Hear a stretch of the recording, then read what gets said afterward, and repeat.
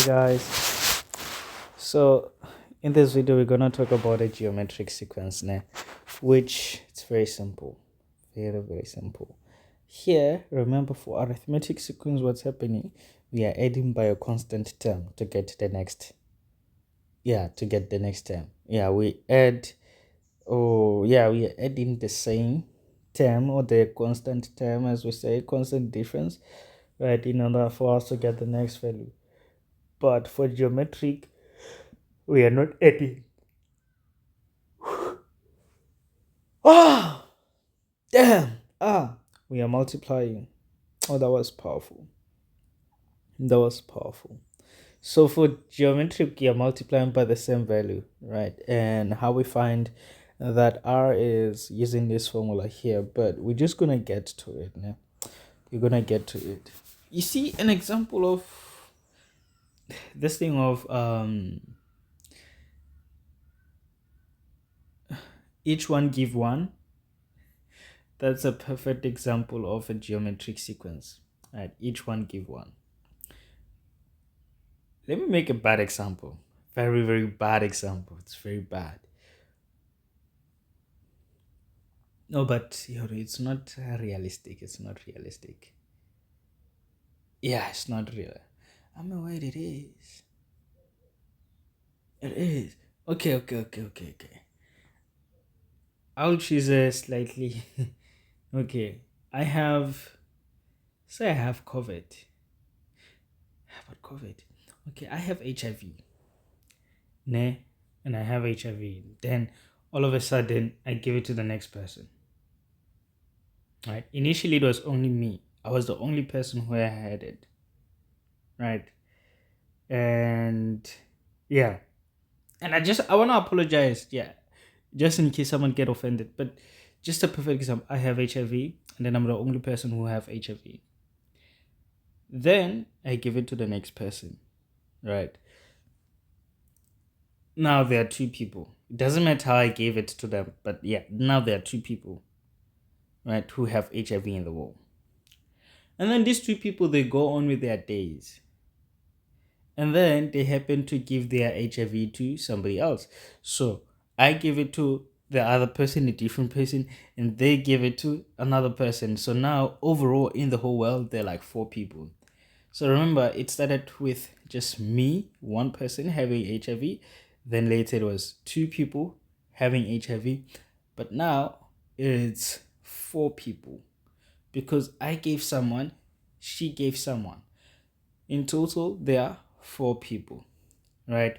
And now these 4 people, 4 different people, end up giving their HIV to 4 other people, like each one giving one, right, to a different one. So now overall there'll be like 8 people in the whole world with HIV, right? Yeah. I wanted to use COVID-19 because it's a bit light, but also it's not practical because you can just be chilling in a room and like just from your cough the whole room would be infected. But yeah, nothing personal here, just a mathematical illustration. So now with this person that we have here, we can ask a question, ne, to say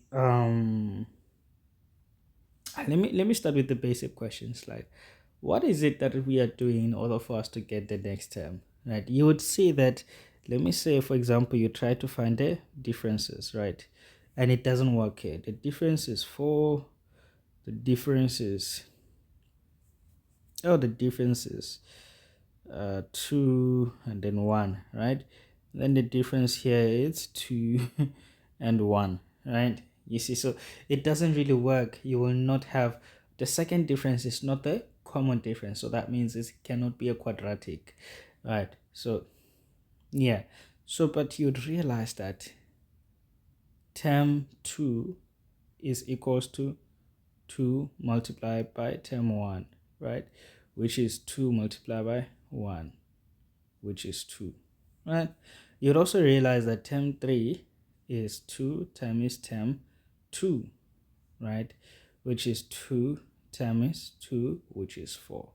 Also, you will realize that term 4 is equals to 2 times term 3, right? Which is 2 times 4, and that is 8. So we have 2, 4, 6, 2, 4, 8, right?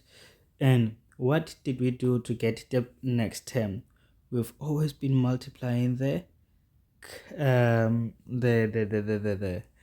previous term, right? Yeah, by a constant number, which in this case is 2, right? Which in this case is 2, right? So therefore we can also conclude that, because now look, let's find something else different.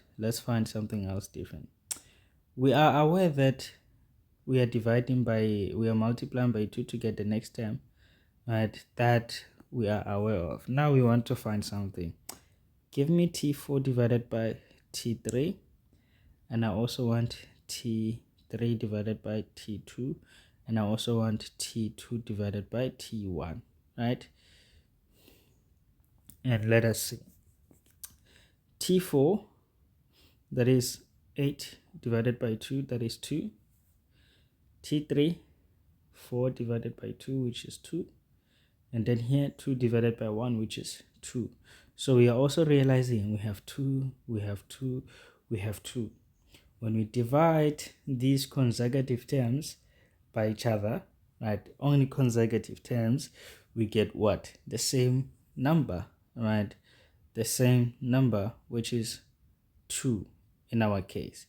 That's how we actually came with this formula. You see here, it's 4, and then this is 4 minus 1.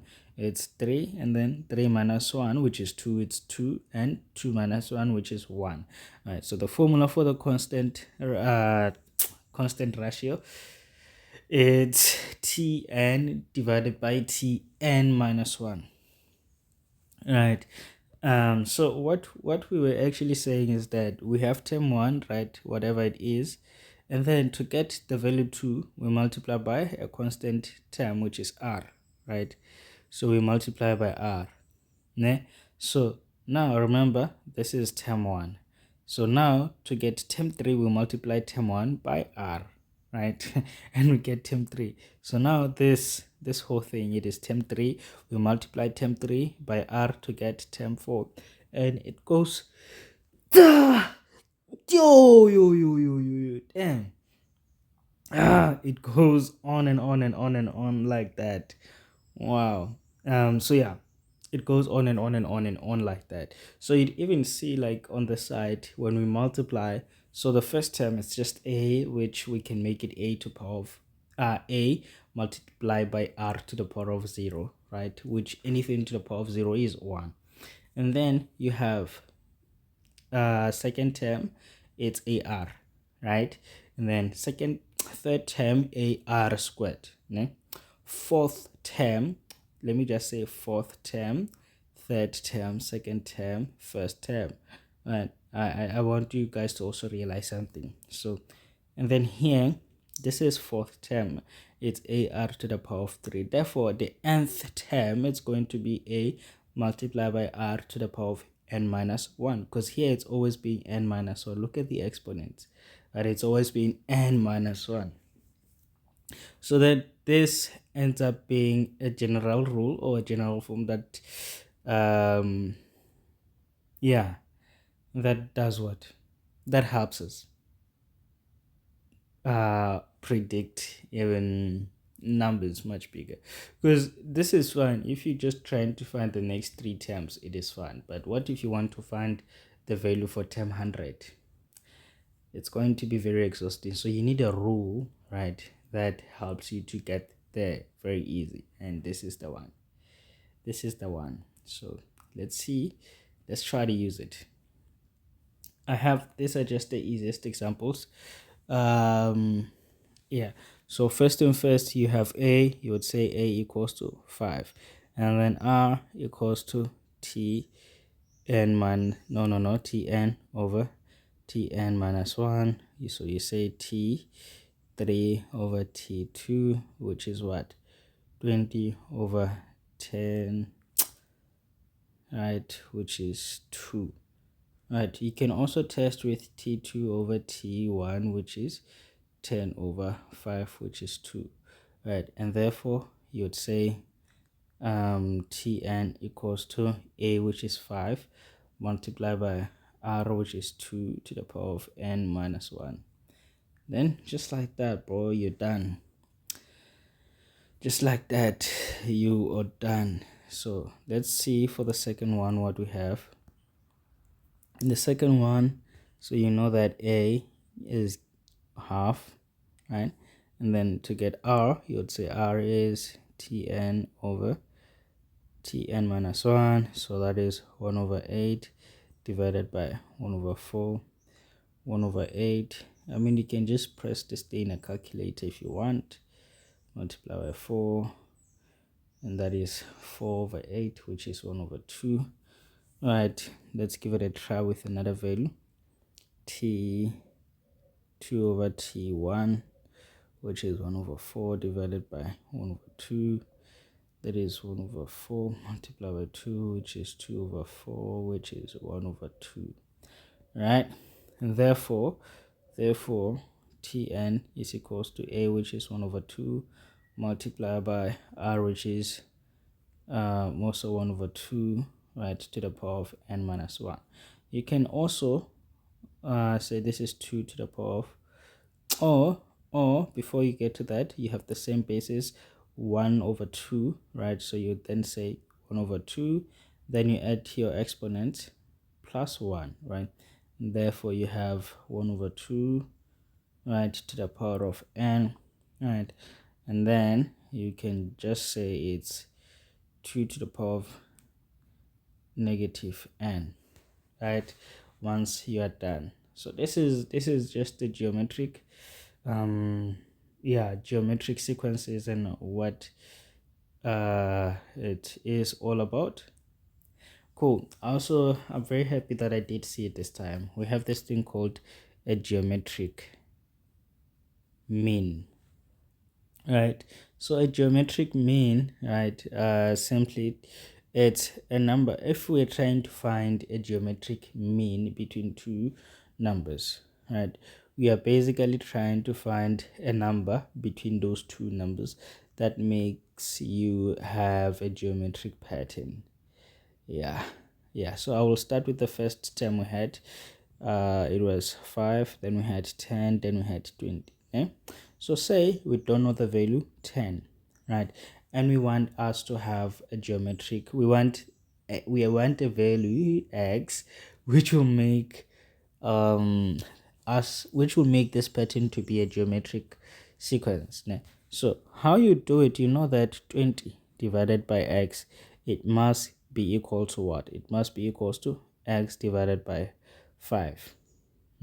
So what does that say? That says, therefore, right, a product, okay, let's multiply this, x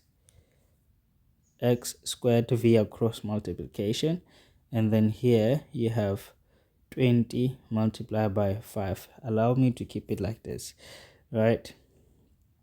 And then to find x, you will just say x, therefore x equals to plus or minus square root of 20 multiplied by 5, right? So now we are getting an idea. You don't have to do this from here all the time, right? If you remember this, you're good. All you're gonna say is the value x, which is a geometric mean, right, it's going to be plus or minus square root of a product of the two values you have, right? The first value times the second value. It's always going to be like that, and we will test it out here. So to write the answer, then we have plus or minus square root of 100, therefore plus or minus 10, right? And then for x equals to 10, we know we did an example just a few minutes ago where x was 10, right? Let's see, what if x was actually minus 10? And by the way, if x is 10, if x is 10, right? Remember, we were multiplying by 2 each time. So it was 5 times 2, that was 10. 10 minus 2, that was 20. 20 multiplied by 2, that was gonna be, the next term would have been 40, and then 80, and then 60, right? It was gonna continue like that. But what if it's minus 10? Now, if you have minus 10 instead, let me use red, minus 10. If you have minus 10 instead, because we're saying plus or minus 10, right? So you'd say 20 divided by minus 10 is equals to minus 2. You then say minus 10 divided by 2 divided by 5 gives you minus 2. So we're getting the same value, right? So that means the next term, because we multiply here by minus 2, we get 20. Multiply by minus 2, we get minus 40, then minus, right? So they were going to alternate like that, minus positive, minus positive, minus positive, but it would still be a geometric mean, né? So with what we have learned so far, we can try to use this formula and say, for example, we don't know what the value for what the second term is, and we're trying to find it. We would then say therefore x, let me do this, we then say therefore x equals to plus or minus square root of the two products, which is 1 over 8 times 1 over 2, right? So we're gonna have x equals to plus or minus square root of 1 over 16, which is going to be plus or minus square root of 1 is 1, square root of 16 is 4, so you have 1 over 4, right? We know for sure that for x equals to 1 over 4, right, this is a geometric term. No, I mean, yeah, it 1 over 4, we know for sure that it makes this sequence to be a geometric sequence. Why are we saying we know? We did it. Now we used it to find a general formula, right? And the same now, because of what we have seen in this illustration, we can say the same is true for minus x being minus 1 over 4. And if it's minus 1 over 4, we know that our terms, they're going to alternate in terms of their signs. It will be negative sign, positive sign, negative sign, positive sign, and just like that, you see. So yes, this will be the end of the video. We'll do more examples later on. See you in the next video.